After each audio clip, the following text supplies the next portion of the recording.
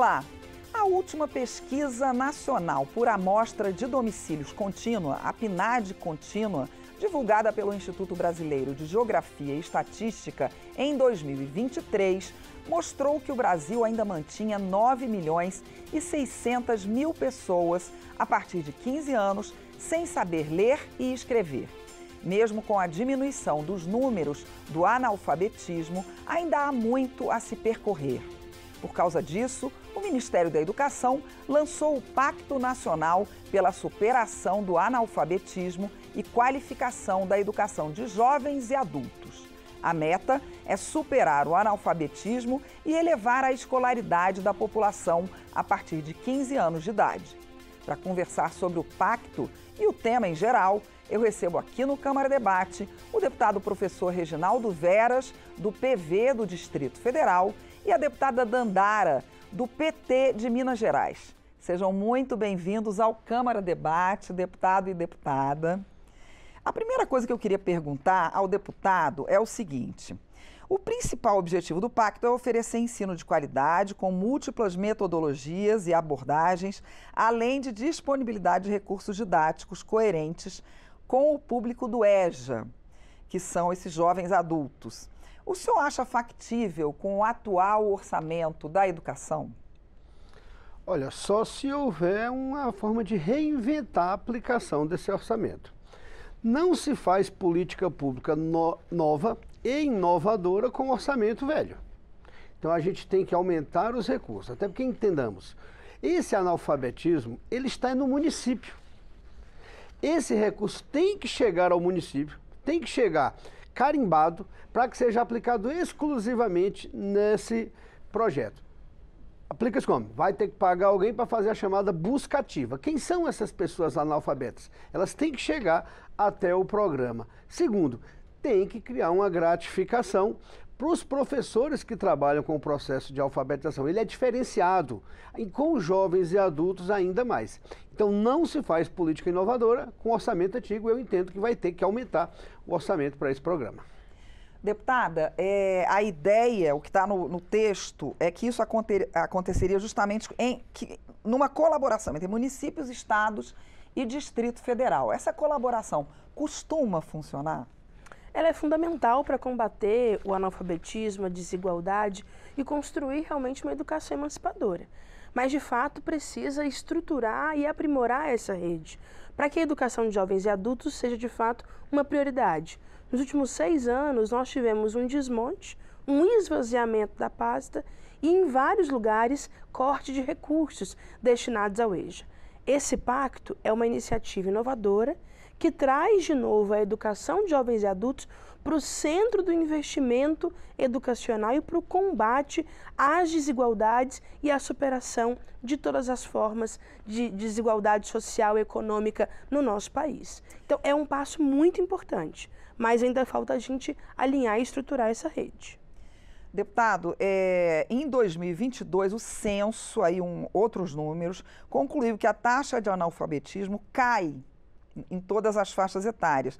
Mas, mesmo assim, são 11 milhões de brasileiros com 15 anos ou mais que não sabiam ler e escrever um bilhete simples. É um número muito grande ainda, né, deputado? É um número muito grande e o que nos preocupa é que no último Plano Nacional de Educação estabelecia como meta a extinção do analfabetismo no Brasil neste ano em que estamos, 2024. Significa que nós traçamos um plano de ação, o Estado brasileiro traçou um plano de ação e esse plano de ação não alcançou o resultado. Então, qual é o que a gente vem? Aprender com os erros.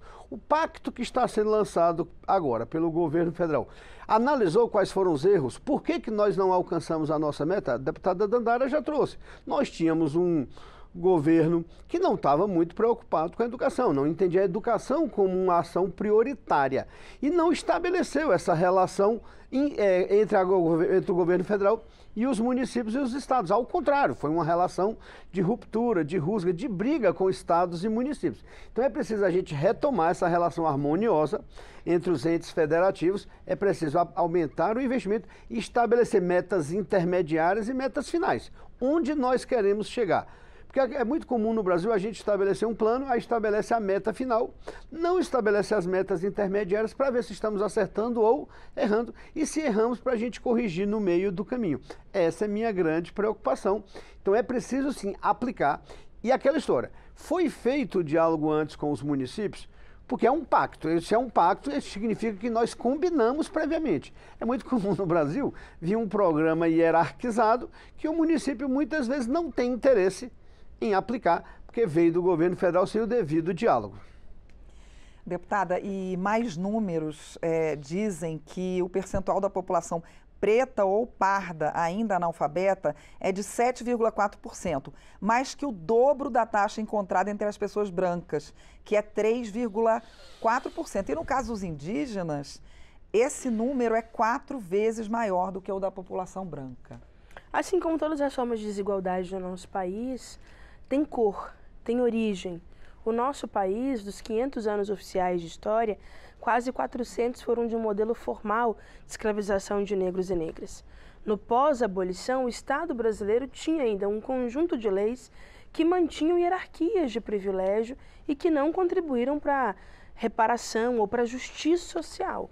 Até o ano de 1910, nós tínhamos legislações que proibiam pessoas com lepras ou doenças contagiosas e pessoas negras, entre parênteses, mesmo que libertas. Isso significa dizer que minha bisavó não pôde estudar, a minha avó só fez até a 4ª série primária, a minha mãe trabalhou mais de 20 anos como empregada doméstica e foi graças à educação de jovens e adultos que ela voltou a estudar, ela concluiu o ensino médio, entrou na universidade, hoje é professora como eu e está aí atuando na educação e promovendo muita transformação, mas nós sabemos que há ainda uma grande disparidade nas oportunidades que as pessoas negras e brancas têm ao longo da vida. E interessante, deputado, é que a questão regional também tem um papel importante. E o que é interessante? Que o Nordeste continua sendo a região com maior proporção de analfabetos, que é o dobro da média nacional. Isso é histórico, a gente sabe.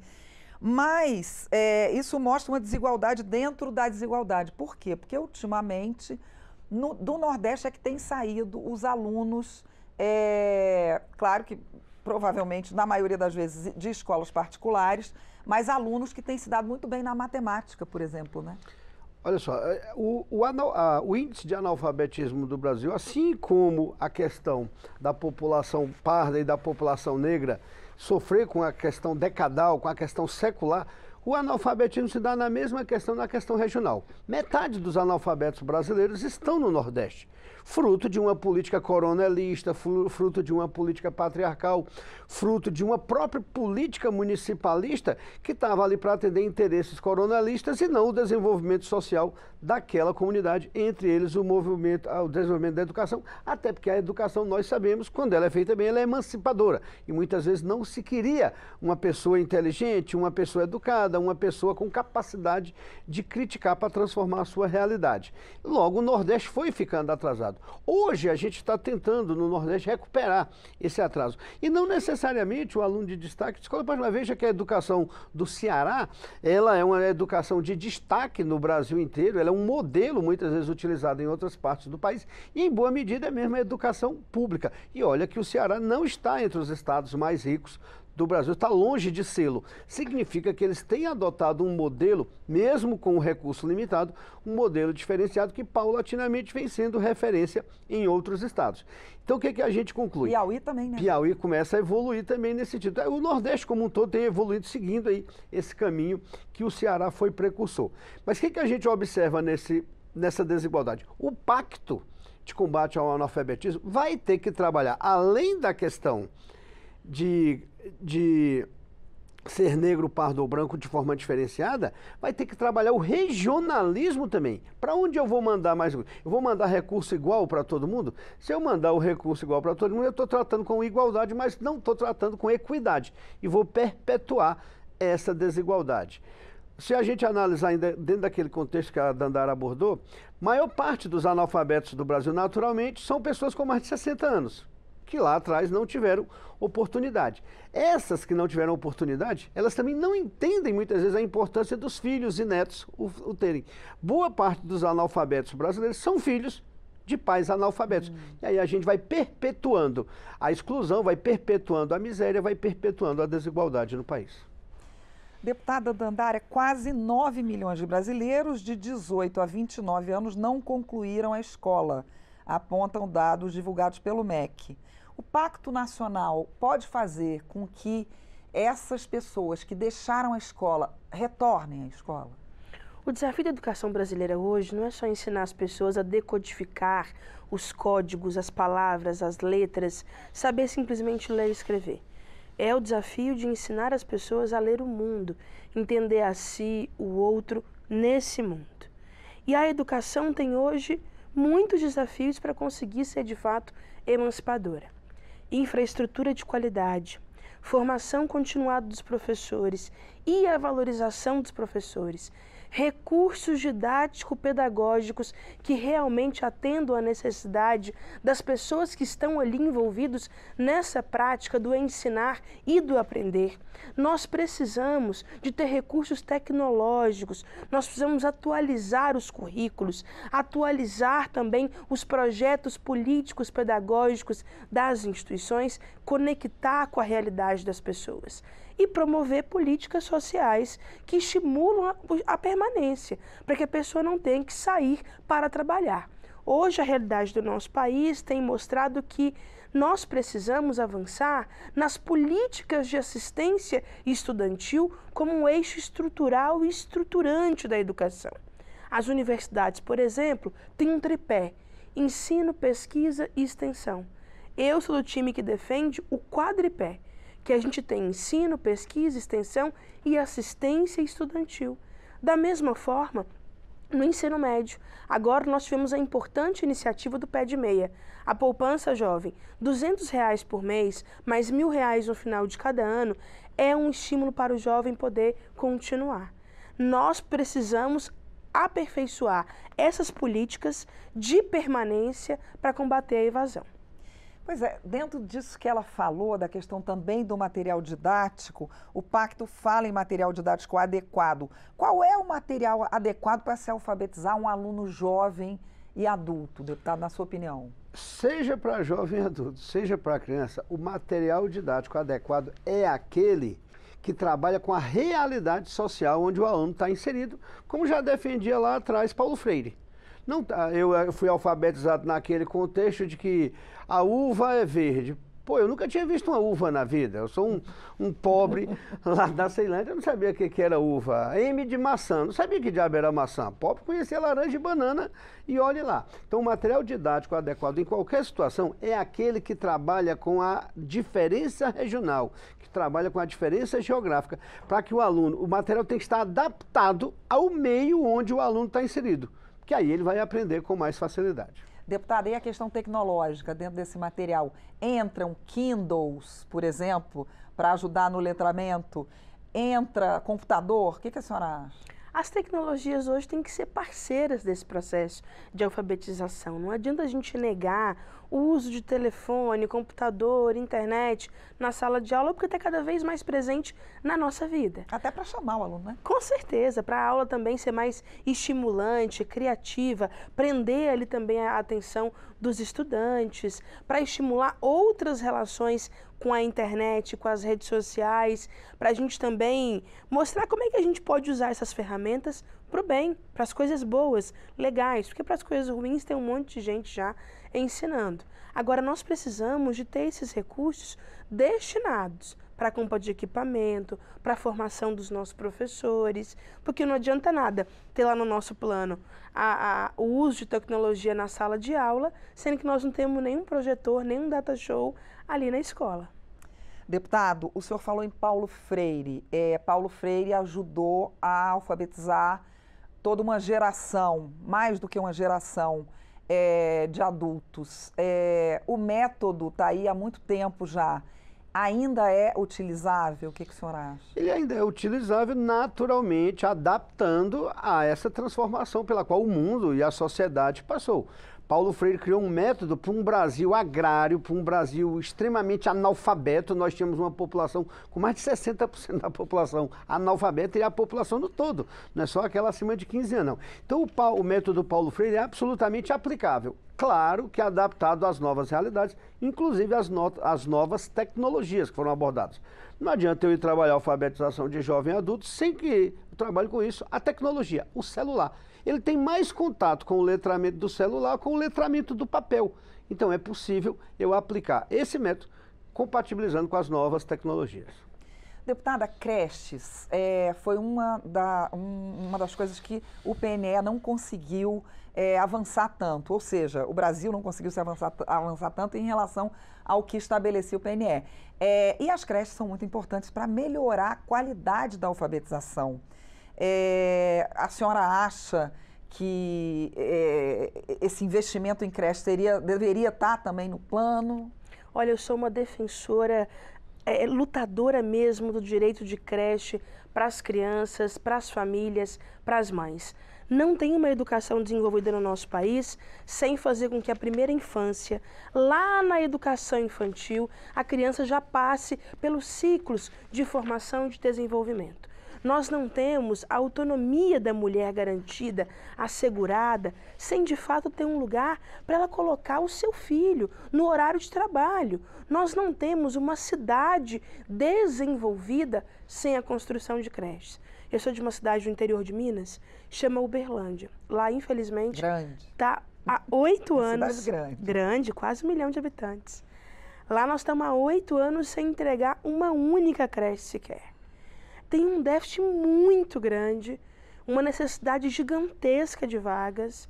E as mães me procuram dizendo, Dandara, eu recebo um salário mínimo no serviço. E aquela escolinha particular perto da minha casa está cobrando R$800. Como é que eu vou viver com R$400 tendo que pagar água, luz, aluguel, alimentação? Então, para a gente, de fato, avançar num projeto de desenvolvimento e geração de oportunidade, nós precisamos universalizar a educação infantil de 0 a 3 anos em todos os níveis no Brasil todo.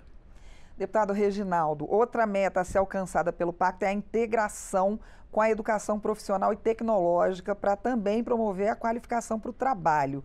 Como isso funcionaria na prática? Vou até puxar o assunto anterior. Como é que eu, mãe, ou eu, pai, analfabeto, vou para um EJA noturno se eu não tenho com quem deixar o meu filho? Verdade. Deixa eu exemplo, eu fui gestor de uma escola na periferia do Distrito Federal, em Ceilândia. Nós trabalhávamos com EJA, inclusive era um modelo até revolucionário, que a gente até recebeu prêmios aí da Unesco e tudo. E o grande problema nosso de abandono, e eu sofria muito com o abandono dos alunos, da evasão, era porque não tinha com quem deixar a criança. Eu tive que criar uma espécie de brinquedoteca dentro da escola, mas numa forma até cruel, que as mães revezavam, cada uma perdia um dia de aula para poder ficar cuidando dos filhos dos outros, enquanto as outras estavam dentro da escola. Veja, era uma forma de eu não permitir que aquele nosso aluno evadisse. Foi criativo. A gente foi inventivo, né? De acordo com as condições absolutamente precárias que a gente tinha. Era uma escola de placa, aquela coisa, mas com um modelo realmente que tirou muita gente do analfabetismo e fez com que muita gente terminasse. Mas voltando, essa mesma educação de jovens e adultos, ela tem que ser atrativa. Ninguém quer terminar o estudo por terminar. Você quer terminar o estudo para ter oportunidade. E onde a gente anda no Distrito Federal, que é o meu caso, que é a minha referência, os EJAs estão pouco a pouco tendo mais dificuldade de atrair aluno. Porque ele sai, ele até aprende um pouco mais, ele até consegue um diploma, mas ele não consegue se inserir no mercado de trabalho. Então, qual é a grande defesa que a gente faz hoje? Que praticamente todo EJA seja vinculado à escola técnica. Nós temos as escolas técnicas espalhadas por aqui, então tem que criar um mecanismo de EJA diurno ou noturno que haja essa compatibilização entre o ensinar e o aprender profissional, para que você já saia com uma profissão, para que você já saia com a qualificação, além da conclusão dos estudos ou da alfabetização. E é fácil fazê-lo. Essa rede, no DF existe essa rede. Falta com que as pontas se encontrem. Falta criar uma metodologia de encontro dessas pontas. Pois é, porque uma das pontas seria a própria empresa topar receber aquele aluno, né? Ou aquele ex-aluno. Aí você faria você tem a ponta, a escola técnica que é pública, você tem a escola EJA que é pública e você tem a empresa interessada nessa mão de obra. Tem que fazer com que essas três pontas se encontrem, aí é que está o grande desafio. Deputada, os recursos vão ter origem, segundo o texto, nas dotações orçamentárias do Executivo e do Fundo de Manutenção e Desenvolvimento da Educação Básica e Valorização dos Profissionais da Educação, com a adequação da estrutura de financiamento do EJA. A senhora acha que aí está amarradinho? Nós precisamos de recursos que sejam prioridade para o funcionamento e a estruturação da educação de jovens e adultos. Eu concordo muito com o deputado Veras, no sentido de que a gente possa conectar a formação profissional e a qualificação para o mercado de trabalho junto com o término do ensino médio, do ensino fundamental. Nós temos um modelo dando certo hoje no nosso país, que é o formato dos institutos federais, que já concilia o ensino médio com o ensino técnico e o estudante sai ao final do terceiro ano com os 2 diplomas. E nós temos hoje uma gama de cursos nos institutos federais gigantescos, inclusive considerando a realidade de cada território em que aquele instituto está inserido.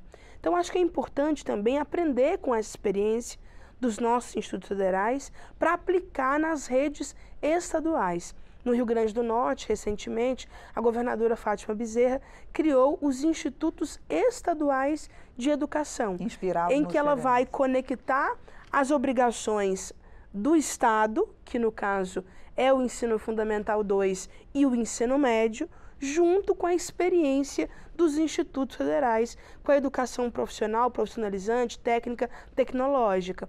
E isso vai ser uma experiência importante para a gente ter como nossa referência. O senhor tinha falado nos alfabetizadores. O pacto prevê bolsas para esses alfabetizadores. Importante, porque todo estímulo é bem-vindo. Agora, é importante também ressaltar que tem que ter a remuneração por meio do bolsa e a formação continuada. Quando a gente fala em aplicar do professor, também está previsto quando a gente fala em transformar, eu tenho que formar continuamente o professor e tenho que remunerá-lo para que ele... Hoje, quando você vai fazer investimento na formação do professor, quem é que faz geralmente? Ele, com os recursos próprios que já são precários, que mal dá para o professor sobreviver. Eu lembro que no ápice da pandemia, quando a gente teve que nós professores tivemos que nos readaptar a essa nova realidade, a maior parte dos professores teve que gastar dinheiro do seu bolso para comprar o computador, ou seja, ele gastou com uma ferramenta de trabalho. Qual o sentido os nossos câmeras que estão aqui tivessem que tirar do seu bolso para comprar o equipamento para fazer isso aqui? Ninguém faz isso, mas os professores tiveram que fazer. Então é importante que a gente faça essa formação contínua, com curso de formação e qualificação e disponibilização de novas tecnologias. Hoje eu estava numa loja ali, viu lá um projetor, coisa mais linda. A primeira coisa que eu pensei, eu vou mandar emenda para as escolas públicas do DF comprar, porque você transforma qualquer lugar em um cinema de alta resolução, um aparelho relativamente barato para o Estado investir e melhorar a qualidade das escolas. A gente que é professor, a gente anda, tem essa mania, de onde anda, a gente já sai ali pensando como adaptaria aquilo para a sala de aula. Melhorar e criar interesse, exatamente, né, deputado? Eu já vi ali na hora. Mas é isso, remuneração e qualificação, porque senão ninguém vai ter interesse também em trabalhar nisso, porque dedica um esforço maior. E o último ponto, deputada, é a questão do cadastro das informações sobre cursos disponibilizados, demandas e matrículas realizadas. Isso seria criado pelo MEC, que ajuda, né? Olha, hoje nós não temos um banco de dados atualizado sobre os níveis da educação no nosso país. Inclusive, houve um apagamento gigantesco de dados no MEC nos últimos anos. E isso em todos os níveis da educação e em todas as políticas desenvolvidas pelo Ministério. O que é muito ruim, porque nós defendemos uma política pública baseada em dados, em evidência, em economia comportamental, pautada realmente na ciência e não baseada em, como a gente já viu aqui nessa casa, em voz da minha cabeça ou só no achismo, né, do que eu estou achando daquela coisa. Não, nós defendemos que a política pública possa ser aplicada com base na realidade. Então, esses dados serem alimentados, monitorados constantemente, vai fazer com que o pacto tenha êxito. Muito obrigada, deputada. Muito obrigada, deputado. Chegamos ao fim do programa. Eu conversei com o deputado professor Reginaldo Veras, do PV do Distrito Federal, e com a deputada Dandara, do PT de Minas Gerais, sobre o Pacto Nacional pela Superação do Analfabetismo e Qualificação da Educação de Jovens e Adultos. O plano foi lançado pelo Ministério da Educação e prevê recursos específicos para combater o analfabetismo no Brasil. Eu sou Mariana Monteiro e você pode rever ou compartilhar esta edição do Câmara Debate, que está no YouTube da Câmara. Até a próxima!